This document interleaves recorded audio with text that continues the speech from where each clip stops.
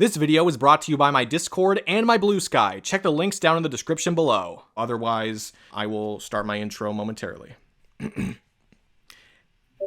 Oh, fuck. Well, okay, whose is that? I think that might be you. I don't think...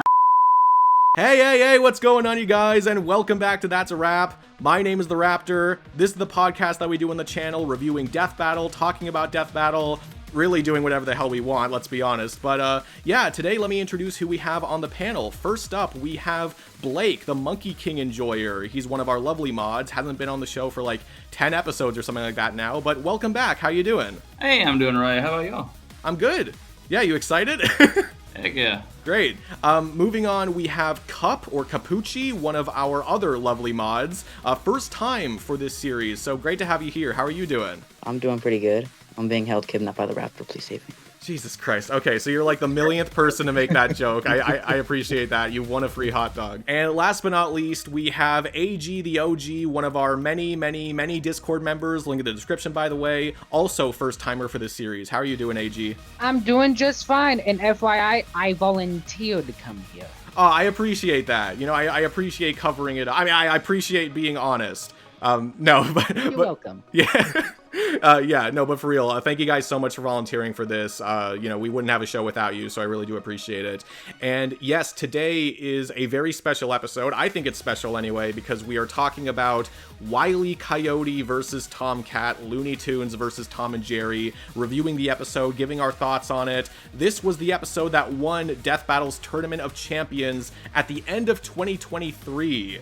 So, you know, a long time coming. We have been waiting for this for a very long time. And now we can say it's finally out and we can give our opinions on it. So I figure for this episode, it's only fair that we kind of talk about our opinions of the matchup itself. Were we excited that it won the Tournament of Champions? Were we looking forward to it? All that stuff. So Blake, we'll start with you. What did you think about the actual matchup?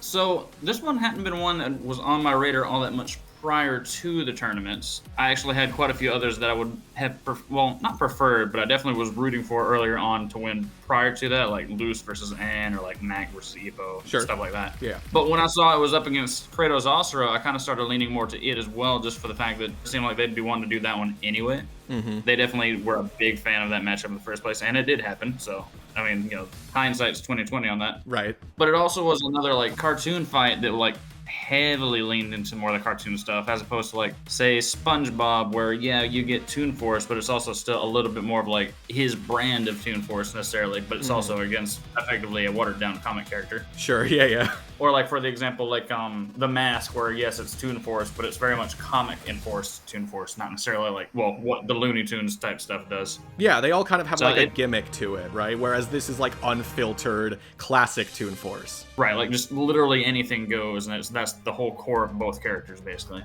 Yeah, for sure. And yeah, you know, going up against Kratos versus Asura, yeah, like I know some people were very quick to take sides, you know, one way or the other, but thankfully both ended up happening, so everyone, you know, can be happy knowing that the episodes did get made. So yeah, for sure. Cup, what about you? What did you think about the matchup? Were you excited? Yeah, I was very excited. I mean, I always liked the matchup, but when the Tournament of Champions first got announced and it started taking such a lead, it really caught me off guard. I didn't realize how popular it was, but I'm happy it won. Even I was rooting for Gru versus Megamind, but I'm happy that it eventually won, and it was a very long wait.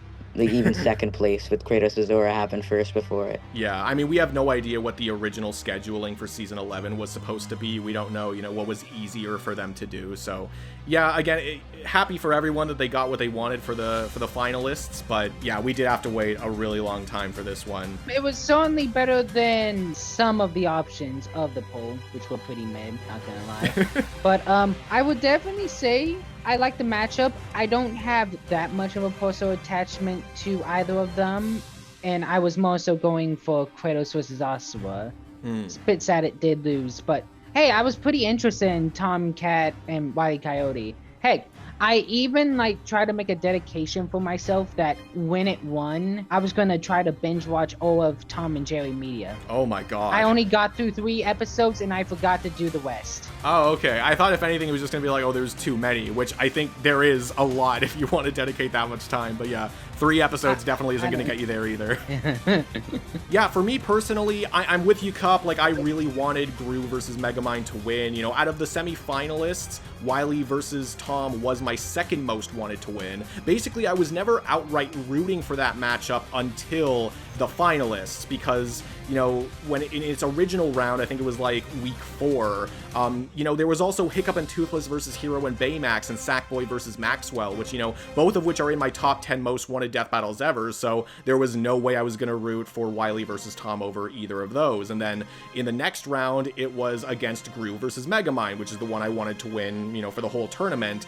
And thankfully, Gru versus Megamind is also happening later, so again, hindsight, you know, we can all be happy about that. I still really enjoy the matchup itself. Like Looney Tunes, one of my most wanted series to get on Death Battle, you know, I love that stuff. I love all the characters. It was probably like my 3rd or 4th most wanted Looney Tunes matchup, so, you know, I'll absolutely take that. And I'm really happy you got a matchup against something like Tom and Jerry, because again, you know, classic cartoons, that's really awesome, you know, an awesome comparison for the characters.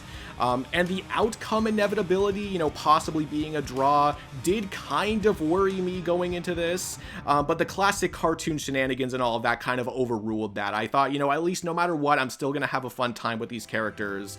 And we knew this was gonna take a long time because of the Rooster Teeth shutdown, but not only that, but also this was another Luis animation, and we know that Scooby versus Courage took forever, and it's very clear why it took forever. So, you know, as long as the episode still turned out good, I was fine waiting a little bit longer, even though it did feel like a long time. But no, I do honestly think a lot of it was worth it. And with that, we can get into the animation and the track, you know, everything that went into building the fight itself.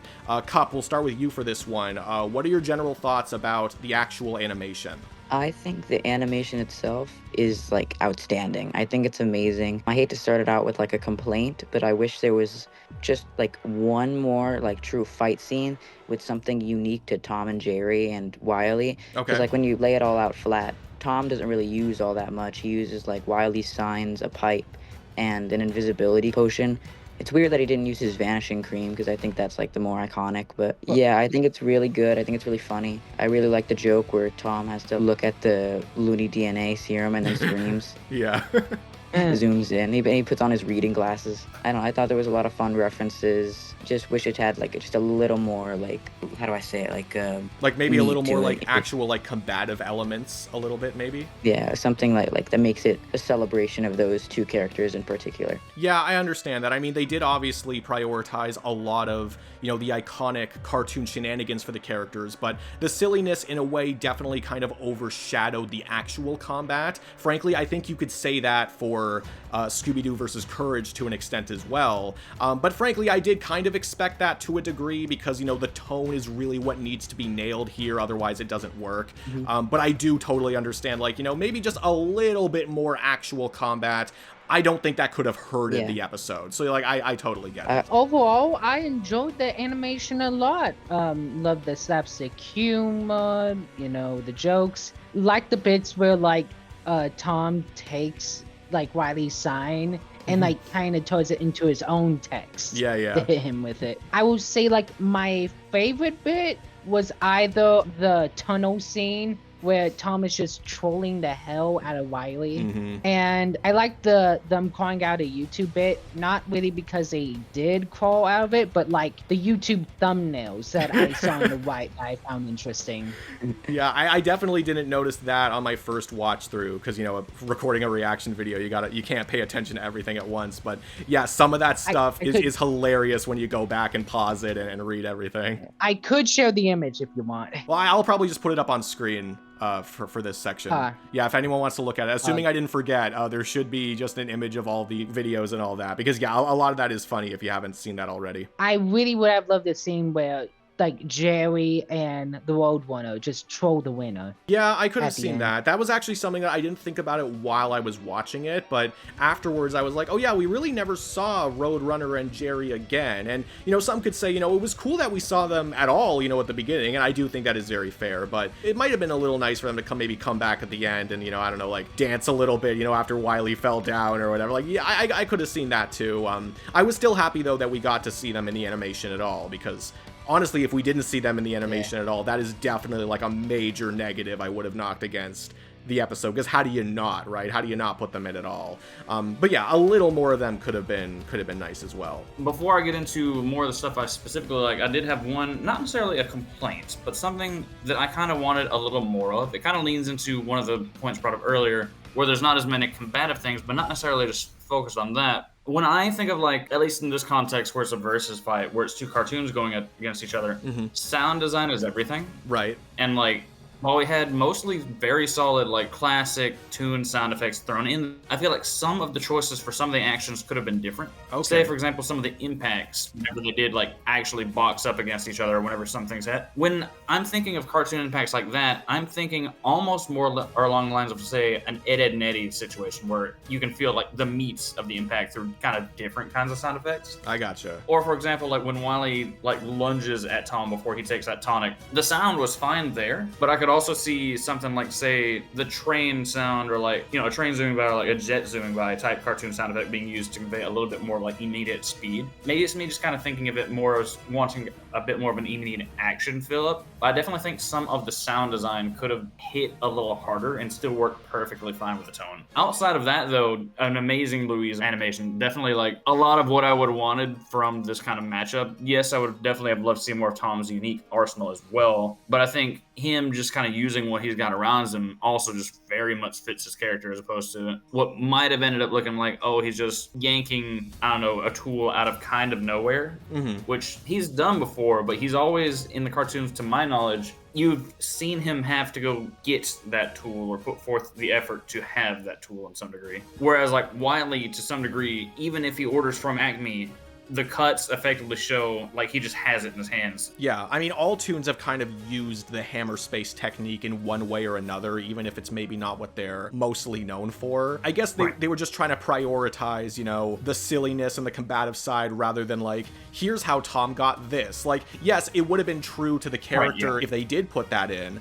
but when you only have, like, limited resources and limited time, I can understand if that's maybe one of the things that they felt was not as necessary, or they didn't need to put as much time towards. And also for the sound design thing, I will say that yes, like, as a former audio student at university, sound design is something that I definitely have an ear for, and I really appreciate it when it's really good. I did not have an issue with the sounds that were in this animation. Again, a lot of them were, like, very classic cartoon sounds. But like you said, I do think there are some instances where they could have played up, like, I don't think personification is the right word, but like you said, like, maybe like an airplane sound effect or something along the lines of, like, showing speed. Like, yes, they definitely could have done more along those lines. For what it was and for what it's worth, I still think a lot of the sound effects were very true to the characters. I think everything was basically true to the characters. Like, the use of the gags and tropes on both sides, especially Wile's, but I still think on both sides were maximized very well. I think the pacing was great, and, you know, again, like, maximizing their styles, how they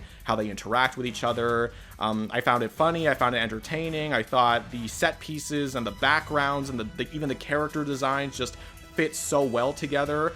If I have any complaints about the animation, it's that some things in the animation really don't make sense to me. And maybe some people can explain or, like, have any sort of explanation for why things in the animation happen the way they did. But the one thing that I noticed in the animation while I was watching it was the fact that Wile can just apparently survive the house falling on top of him, even though he's been hit with the Looney DNA dissolver, but then a door falls on top of Tom and it just kills him. Which, again, I know it's the animation. I know... Oh, I could answer that. Here's the thing. I could. Okay, sure. It's supposed to be, like, an ironic twist, because in every, like, Wile cartoon, he always, like, takes out that, like, tiny umbrella, and it always just crushes him even though he has it. But, like, it's ironic now because the umbrella for once actually worked, and it picked up the piece of the house, because it wasn't the whole house, it was just, like, a little fragment. And yeah, it saved him for once. No, right. I totally get that was, you know, the ironic symbolism of it. I totally picked up on that.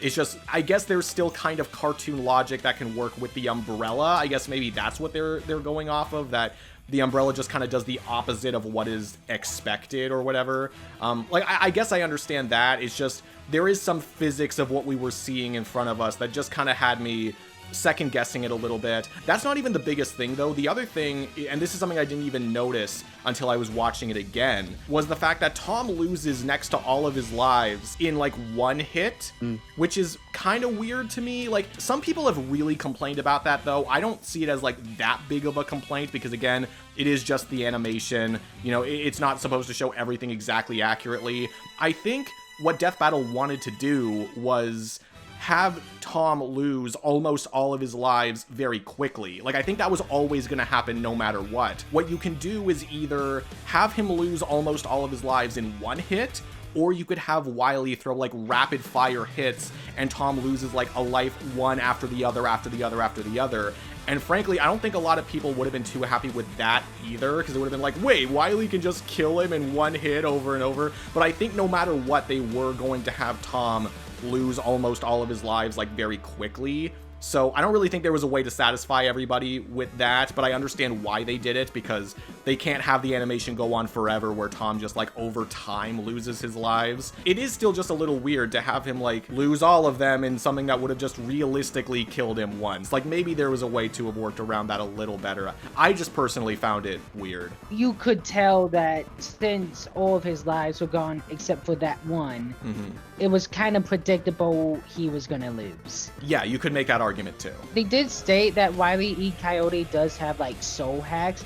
Here's what I would have like done. You could just like hold a vacuum and just try to suck all of the souls that Tom has, because that's what happened in like one of the scenes with his 9 lives. Yeah, I do remember them like showing clips of that in the analyses. Yeah, like theoretically, you know, Wile could have used something like what, but like I guess it would have had to pull the souls out of his body, because again, you know, realistically, it's not like all the souls would fly out, because again, it's not like 9 deaths just happened to him. So the way I actually interpreted, as far as the live things go, to some degree, a reference, yes, to that one scene from the, I want to say it was actually the specific episode they referenced as far as the whole 9 life thing, when all of them, through some mean of like a gag, could be removed from him at once, even if it wasn't like actually 9 deaths all at once.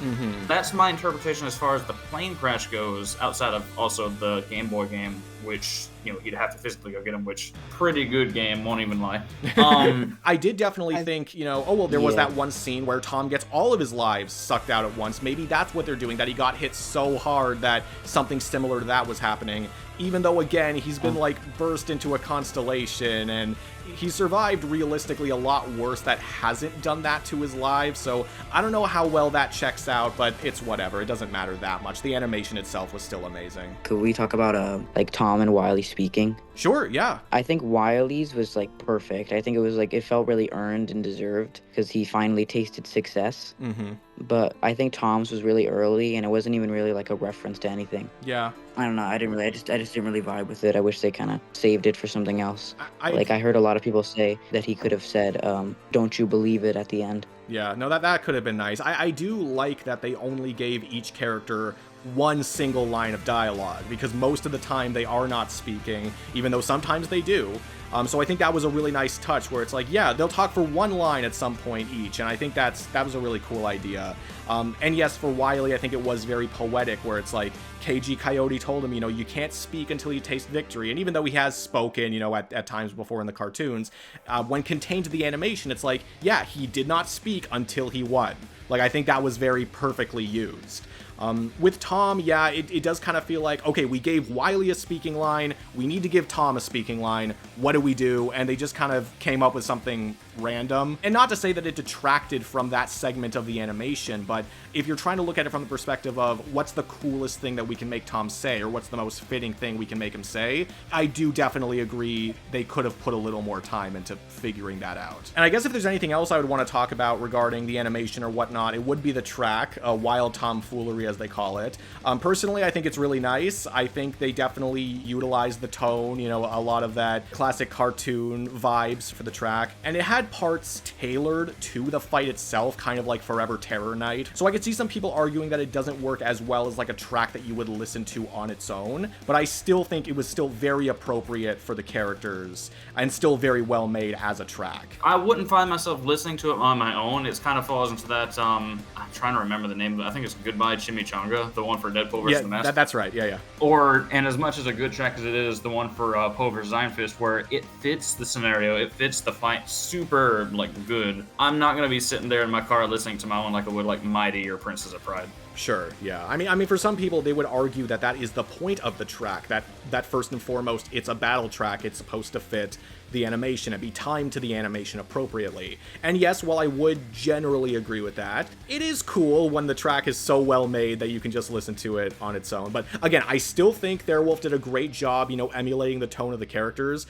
It's just, when it is so timed to the animation, it does kind of detract from the re-listenability that it would have on its own. But, still very well made. I essentially agree that it's just kind of one of those tracks where it's mainly just sound effects if you like sit down and listen to it.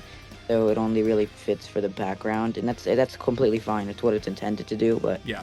It's a good background theme. I really like the part at the end with like the signs and there's like the music increases every single time they get hit. Yep. And the whole like Looney Tunes, that's all folks homage at the very end. Like that's a very nice touch as well. Yeah. All right, and with that, I think we can move on to the next section, which is analyses and writing. So this is not the verdict yet. We'll get to that a little later.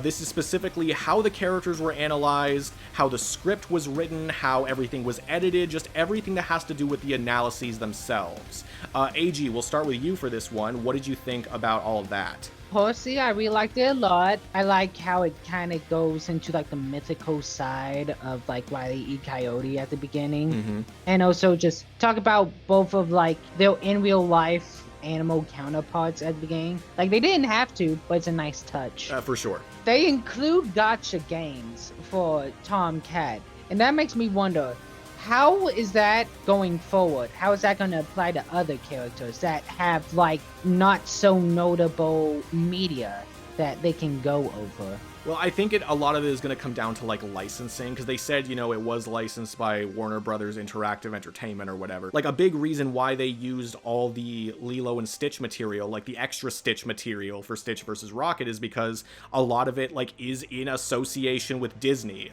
Like if Disney is approving it, then it means it's something that they are fine endorsing. It's what the company intends to be looked at. So I think that's really going to be like the cutoff. Like if the main company is like saying it's okay, then I think Death Battle will probably use it. What about like when we apply that to, let's say, a Marvel character? Let's say I have Spider-Man, Sure. He has plenty of like online game apps. And in them, he has moments where he beats the crap out of literally everyone. He beats the crap out of Hulk. He beats the crap out of Sentry. He beats the crap of Ghost Rider. He beats the crap of Dormammu.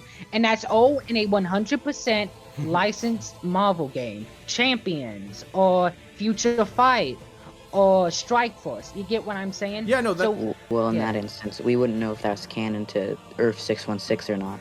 I mean, I kind of see like Marvel versus Capcom or something. Like Death Battle has never taken any of that literally, like when there's like a big crossover or something. Of course, though, if something is just like self-contained within Marvel, I think that is a good question. Like, should that realistically be used or not? But I think at the end of the day, yeah, it's like if it's something that just is really incongruent with how things work in the original series, then that just kind of doesn't work as well. And you could argue that the gacha game for Tom and Jerry also works similarly to that, but I think that's just like they just treat it as like a different story that the characters went on. Yes, it is really weird when you compare it to everything else, but it doesn't really get in the way of like anything that was already established in the story. So I do think, sometimes you may have to look at it as a case-by-case basis, but I don't really have a huge issue with how Death Battle has been looking at stuff like that, personally. I was rooting for Tom going into this just because I actually watched a bit more Tom and Jerry than I did Looney Tunes as a child. I watched a lot of both. I was a big fan of both. Yeah. But Tom and Jerry just tended to be on Cartoon Network more often, so I ended up watching that more like in the morning, stuff like that. I was looking forward to Tom's analysis. It was actually really well done. I actually didn't know about the Corinthian Tom and Jerry Hawthorne thing. So very fascinating to learn that. What I was actually looking forward to the most going into this fight was their take on Looney Tunes stuff. Just because this would be the first time we'd ever get into proper Looney Tunes scaling, which, granted, I assumed it would have maybe been Bugs versus Mickey, but the fact that we got this first is fine as a little teaser. Or, Daffy Donald. Sure. So getting to learn a lot more of what their current takes on, I would say one of the, I mean, he's still kind of a high tier, but not one of the like top of the line like Looney Tunes characters. Just to see kind of what they're feeling on stats was honestly really fascinating.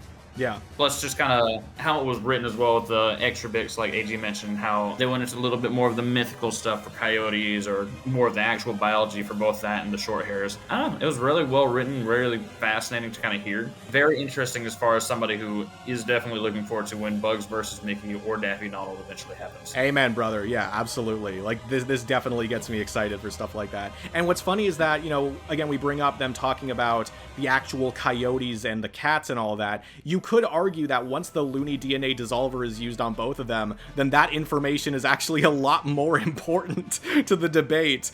So that's a funny connection you can make if you want to take things really literally. And yeah, I was surprised that they were talking about, you know, the mythical coyote and different cultures and all that, because I expected, if anything, just for them to talk more about the history of Looney Tunes itself. But then when they started talking about Chuck Jones and specifically Roadrunner and Wile and that relationship, I was really happy to be like, okay, so they were at least talking about some of this stuff.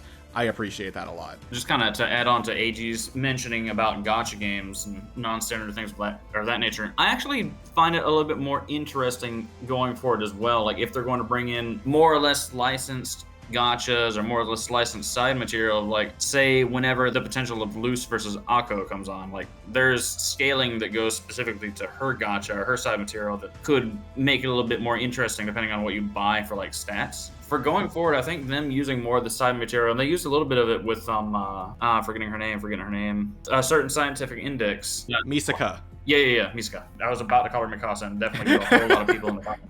I know. I've been there. I don't know. I think more of the side material kind of being brought in as well and handled how it's been handled makes it really interesting going forward for whichever characters they end up bringing in. I agree that I think the analysis just went above and beyond. They talk about a lot of stuff that you wouldn't really expect them to, like the Coyote's origins in works of fiction, and even though Looney Tunes is really inconsistent with the character's lore or backstory, I think they talk about Wile the best they can for Wile's story. I think it's really well edited, and if I were to put like one complaint, I think they put like a little too much focus on Wile's cursed by God. Like I think they kind of dragged that on a little bit longer than they could, because they talk about it a lot in the verdict too. Yeah, I was gonna say specifically the verdict. I would, and we'll get to there in a little bit. But even though I do think, you know, some of it is necessary, because with Tom, like it's weird to call Tom simple, but comparatively, the way his stuff works is a lot simpler. You don't need to talk about,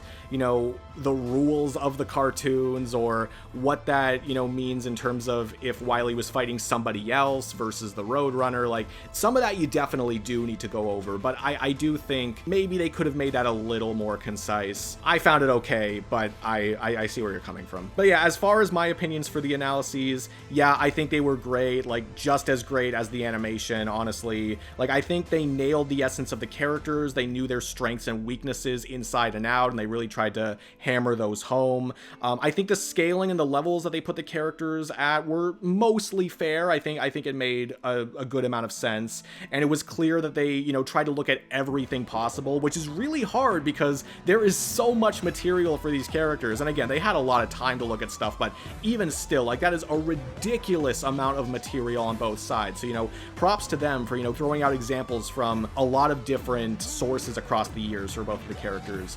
I thought the script itself was decently funny. I thought, you know, they had a good flow of sharing all of the insane info, because there is a lot of stuff. And yes, it's always better if they can throw in, you know, more, because there's always more for these characters that they can talk about. But for the time constraints that they had, I think they really did have a good flow of talking about the parts of the arsenals that they felt were really important. Like Cup said, I think the editing was good. I think it was definitely more standard than some of the other more recent episodes we've gotten, where I think the editing is just like god tier. But, you know, it was still really well edited for the most part. The use of the black boxes as well were really good, because sometimes I think, you know, oh, you know, in the black boxes, they should really say that out loud because it's really important. But again, with characters that have so much information, I really think that they use those black boxes well to be like, yeah, here's just some extra information that we really don't have enough time to put in, but is still really good for you to know if you pause and read it. So I don't really have any complaints with the analyses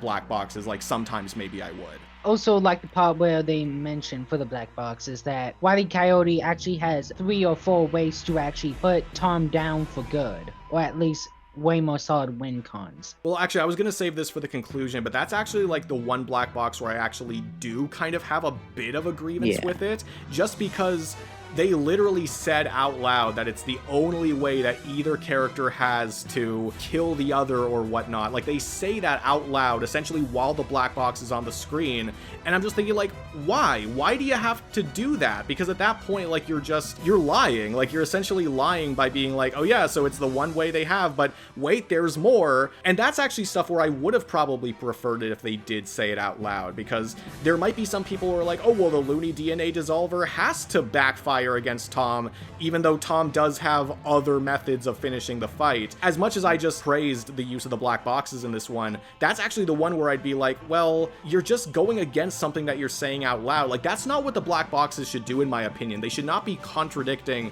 what is said out loud. They should be expanding in ways that they can't fit into the script. But to me, that's not what this did at all. So that kind of annoyed me. Maybe they like wrapped things up, like they had everything. Like they genuinely believed that gun was the only win con for either of them. But then as they did more research, like they found out, oh shit, Wile actually has more stuff to go for, but we can't go back because we already did all the recording. We're on a deadline. So let's just put them on the boxes. I don't think that's like really how their research works, because it's kind of like step by step. Like they do all the research first. I have a lot to say on the black boxes, but I'll just wait till the conclusion section. And no, I was going to throw in as well that, yes, that's possible, but I was aware of some of those additional win cons, and I'm just literally one guy doing my own research. So if I'm aware of some of those, and Death Battle is not aware of them until, like, long into the production process, that's really weird. They should hire you.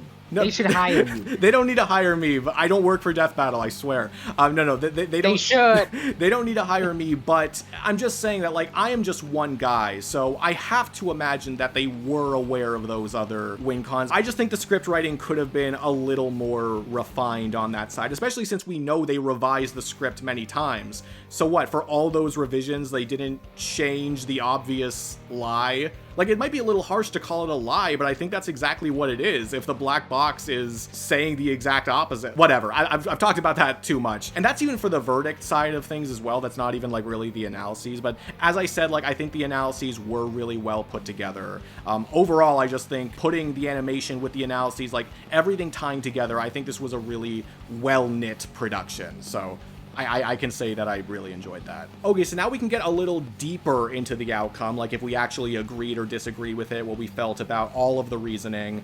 So Blake, we'll start with you for this one. Do you agree with the outcome of Wile versus Tom? Yeah, honestly, I'd say I do. I went into it rooting for Tom. I kind of knew that the fact that Wile even had a weapon like this was like, oh, well, even if it backfires, there's a solid chance it backfires in a conflict involving Tom.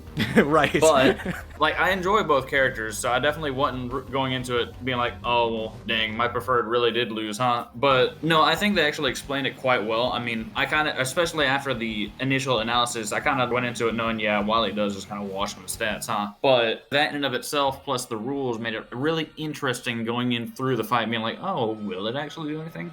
Mm-hmm. So when they explained all of that in post, I actually quite like how they went about it. And I did have something else to add as well for the black box. And it's kind of its own golden tree, unfortunately, just looking at it. It doesn't actually say in the black box that these are other ways that Wile could, quote, kill Tom necessarily. It says put Tom down, and by that, it looks like they're trying to be like, oh, well, he can incapacitate him permanently this way. Right. Or indirectly do things to do that, which still I think could have been just said out loud. Yeah. But outside of that, I do think the conclusion was very well done out. All of the, like, stuff in the corners actually do quite help the case as well. Yeah.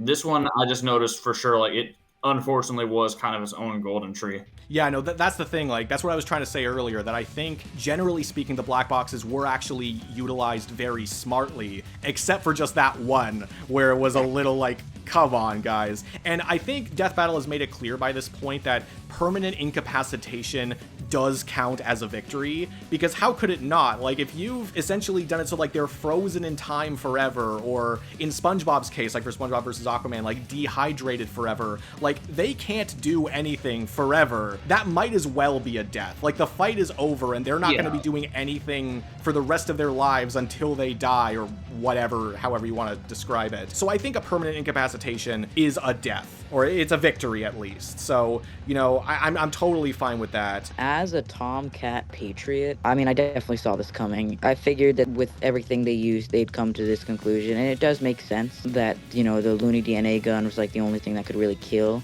but I don't think they really do a great job of selling it, and it's not always the most consistent. With the black boxes, they say that Tom, like, is a Looney Tune. They say that there was a tweet that says he qualifies as Looney and Toony, but it's weird because they already went over how Looney Tunes have, like, an intricate scaling system with Toon Force and how he can get stronger with more experience. So Tom's a Looney Tune, but he wouldn't scale to them. I don't know, I just thought it was kind of a weird point to bring up. I don't know if they were trying to say that he is literally a Looney Tune. Like, I know what you're referring to. Like, there was, they did bring up in the black box that there was a tweet that, like, he meets the qualifications for being Looney and Toony. But even then, like, I was seeing a lot of people basically being like, well, that doesn't mean he's a Looney Tune or whatever. Like, I think if anything, they were just trying to use that as, like, supplemental arguments for why the DNA dissolver would work, rather than them trying to be like, oh, well, then he and Jerry are definitely Looney Tunes. Because, like, I wouldn't call them Looney Tunes, personally. I think the tweet is honestly just kind of strange. I can understand that if you are trying to take that literally, then yes, it is a little contradictory.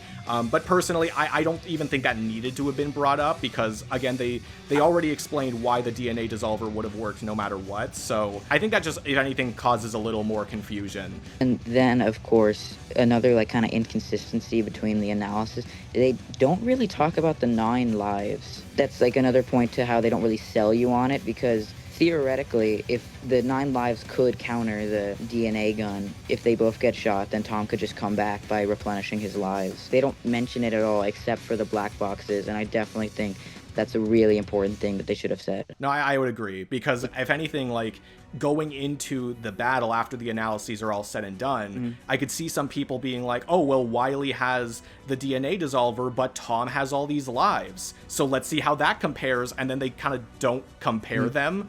So, like, yeah, that definitely seems like a bit of an oversight as far as what they should say out loud. Yeah, so it's just kind of like a weird thing if they're trying to sell us on, like, oh, Wile winning, because otherwise it's basically just like Wile couldn't reliably kill Tom, and even though he wasn't guaranteed to, his stuff could still fail because they say he's dumber. I think the whole like freezing in time forever, like there are definitely other ways that, because like freezing in time forever, that is a hard counter to coming back to life, which is something I said in my prediction, where it's like, you know, the permanent incapacitations might actually be the easier way to deal with Tom, because if you're trying to kill him, then he could just keep coming back to life.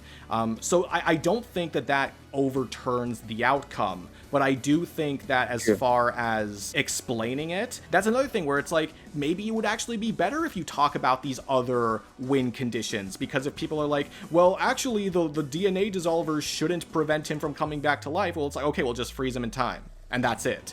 Like, if that could have been so easy to bring up in the conclusion, and it would have actually covered all of their bases, and they just didn't. I want to make it clear, I'm not saying that, like, Wile, like, doesn't win with what they use. Like, I don't disagree with Wile winning. I'm just saying that they didn't really explain it that well. No, I get you. Because they spent a lot of time saying that Wile isn't destined to fail, and I think they spent way too much time processing that, because that was never really a big point in the debate. I think for some people, though, it might have been. I definitely saw some people being like, the biggest weakness for Tom is Jerry, and Jerry's not present, but the biggest weakness for Wile is himself, and that is present, therefore Wile has to lose. I did see some people that seemed very dead set on that, but I do agree that they didn't need to go on for that long about it, and maybe they could have allocated some of that time towards more specific win cons. But I do think that at least some of that time being used on that was very important. Them talking about Space Jam was cool. Yeah, that was a fun thing to throw in there. We researched everything, and the winner was Space Jam.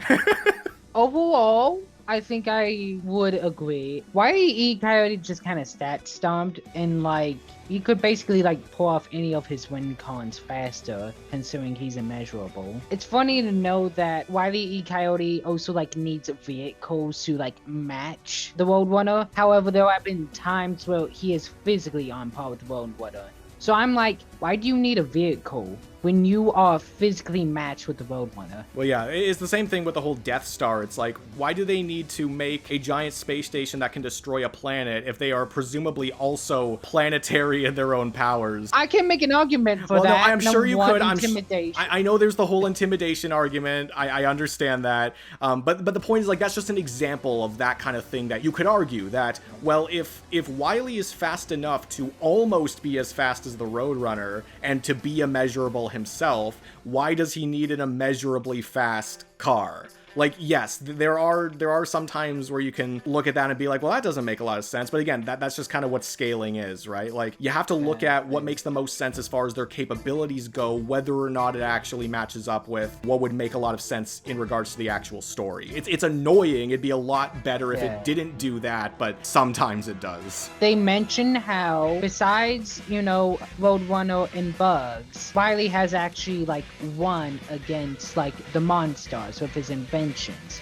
However, that makes me wonder, what is his track record with other Looney Tunes besides Roadrunner and the godlike Bugs? I can speak on this a little bit, and this was actually one of my minor complaints, that I think Space Jam is kind of, even though it was cool to hear it mentioned, it is kind of a weird example, and for Space Jam and Space Jam 2 to be like your main examples, when there are definitely other examples where Wile has performed better. So obviously he basically never wins against the Roadrunner. I say basically, but he basically never wins against the Roadrunner. Doesn't win against Bugs, basically, and that's kind of a mix of like Wile's own ineptitude, but also Bugs' trickery, as opposed to the Roadrunner, where it's basically just Wile's ineptitude, and Roadrunner rarely ever has to do anything. There are more like one-off stories where Wile may be facing another Looney Tune or another just cartoon character, where that's not really like the point of the story, kind of like Space Jam, where it's not like a Wile Coyote story, but there are like one-off instances where Wile actually does something, and he does something competently.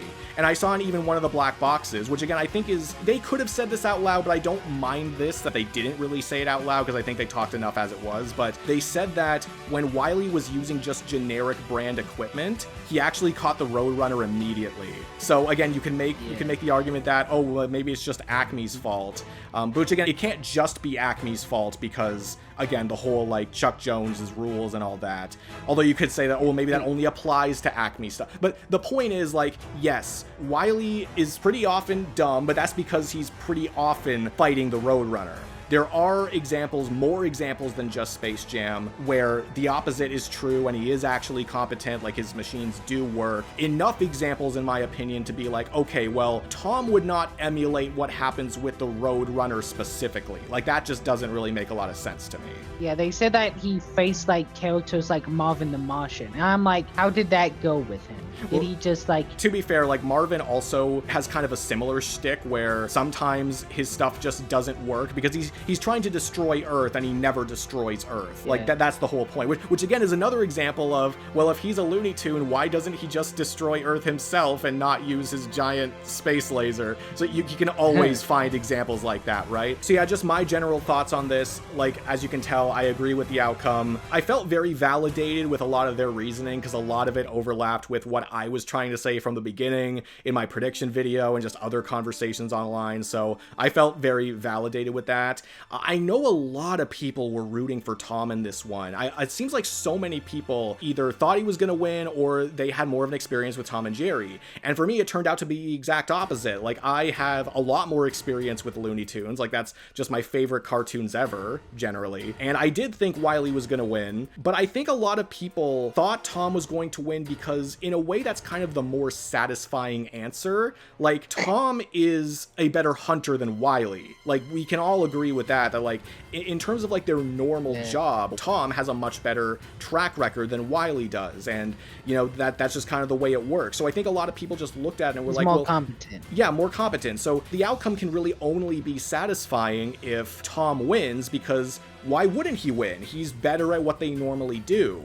But the fact of the matter is, we're not always comparing them in the same way. Like, who's a better hunter is not the same thing as who would win in a fight. That's a lot more dependent on win cons and the circumstances that the characters are in. And when you look at all of that from that perspective, then yeah, it does actually turn to Wile's favor, even if it doesn't feel very satisfying in that way. If there's anything else I can say, I'm happy that the results tab just focused on the arsenals, because with them going like categorically in the outcome, I kind of feel like the results tab and the categories are kind of like redundant. So I was happy that they used the results tab as an opportunity just to talk about the specific weaponry that they had, because then it didn't feel as redundant to me. So I was really happy about that. I think for the most part, the categories were judged fair, and I think they used the most important ones.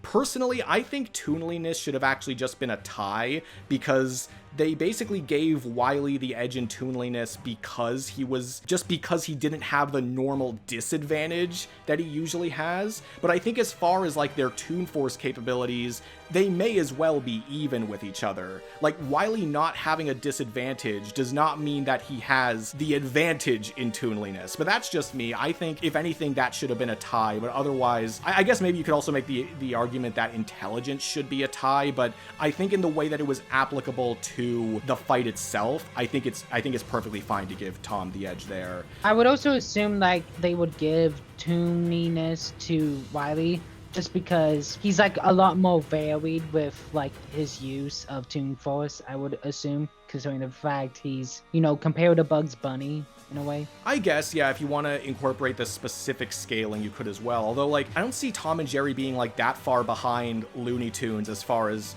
just the wackiness and the hammer space, like just being able to do whatever the hell you want, right? So I guess theoretically, yeah, you could be like, well, because he's a Looney Tune, he should have that edge. But again, especially with the reasoning that they were giving out, all they were talking about was eliminating the disadvantage that Wile had. So I thought that was a little weird that they just gave him the point for eliminating a disadvantage. I thought, if anything, it just made them more on even playing field. You know, whatever, that's neither here nor there. It's not like the biggest problem. It was a very fun battle. I thought this was a very great episode. I've seen a lot of people try to compare it to Scooby versus Courage. To me, like, I would say this is a Scooby versus Courage level episode personally. That's just me. I guess I might have more specific nitpicks against this one, as we talked about, but generally speaking, I'd say Luis did it again, basically. Like, I still think this was a very amazing episode as far as tone and representation and all that stuff. And with all that said, we can move on to talking about our thoughts on the next time. Personally found this very surprising. Spider-Man, specifically Miles Morales from Marvel,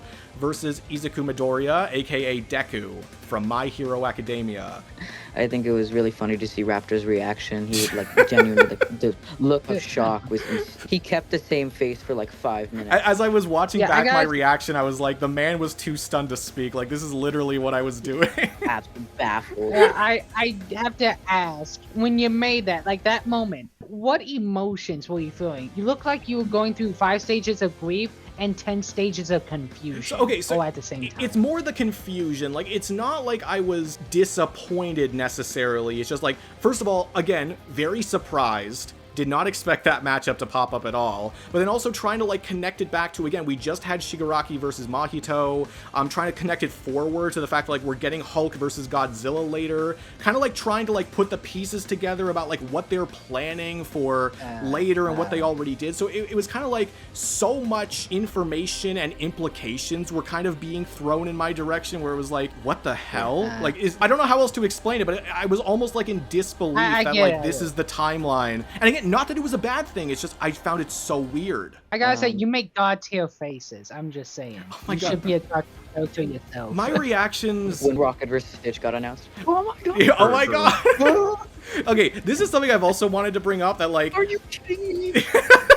I used to make like the same face in all of my reaction thumbnails, and I used to get like lightly criticized for it. And I'm like, okay, that makes sense. Like, I'll try to switch it up. But now that I'm trying to be like more expressive and different across those thumbnails, everyone in the Discord just like memes on those faces now. So it's like, okay, I guess I can't fucking win.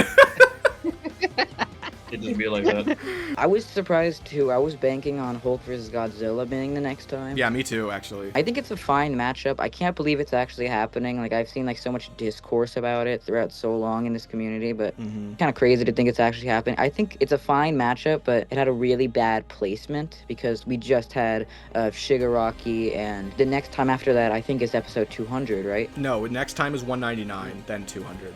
Right. So what about Hulk versus Godzilla then? Because that's another Marvel versus non-DC. Yeah. And I don't know if I don't think they'd have it directly after it. I don't know if they'd have it as F200. It's another 3D as well, so it's like, my guess then is that maybe RWBY versus Maka will be the next 3D, and because that's another reason why I thought Hulk versus Godzilla was going to be next, which is like we were like 3 episodes away from the last 3D, so it's like that just kind of follows the path. You've known Devil Artemis has been working on it for a while now. I think it's been like 8 weeks That now. too. And then I figured he'd have like another 4 weeks to finish it, and then that would be it. I don't know how much longer he could take for it, and I don't think they'd have it as F90 199. And as I was saying in the reaction, like, I wouldn't be surprised if this episode was kind of just like inserted in here for like timing purposes. Like, maybe it wasn't supposed to be slipped in here, because it does seem a little strange.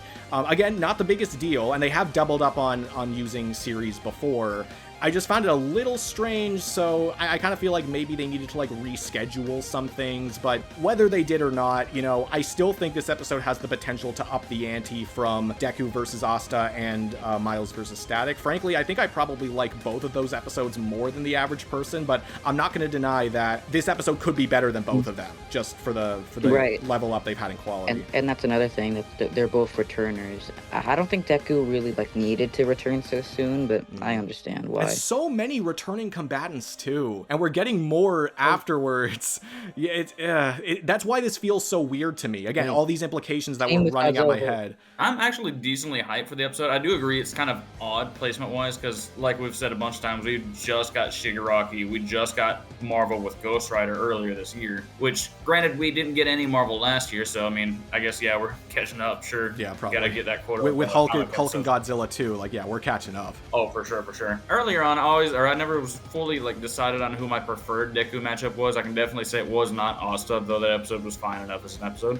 Miles versus Deku definitely checks the boxes for what I'm looking for in a Deku fight, just based on the two characters. Great. Plus, it means I don't have to watch him fight Kamala, because as y'all know, I'm always going to be voting for Miss Marvel and Springman. But, you know, I'd say it's actually, especially with like how the graphic design of both series go with the splash screens in the anime and like just the general Spider-Verse aesthetic, I think it's going to be a very like eye-pleasing episode, regardless of whether or not you buy one character either getting Herald scaling or the other character just getting funny anime scaling. Yeah, like as long as they talk about enough different things in the analyses from last time, as long as they make it, you know, different sounding enough, then yeah, I think it's fine. I think it'll be cool to see them come back again. And the debate has certainly changed a little bit as, you know, the matchup has existed, but the popularity of the matchup itself really hasn't. So we just get to see them cover the debate at this point in the timeline for both of the characters. I think Death Battle will still be prioritizing Kickstarter matchups overall. I think we're probably gonna get like maybe 1 or 2 of the Kickstarters get pushed to like 2026, but like probably not any more than that, because I know they're still trying to prioritize them, but clearly that doesn't mean they're going to be knocking them out back to back to back all the time. So yeah, we'll just have to wait and see for that. All right, we had a really good talk today, I think. Thank you guys so much for being on the podcast. I really do appreciate it.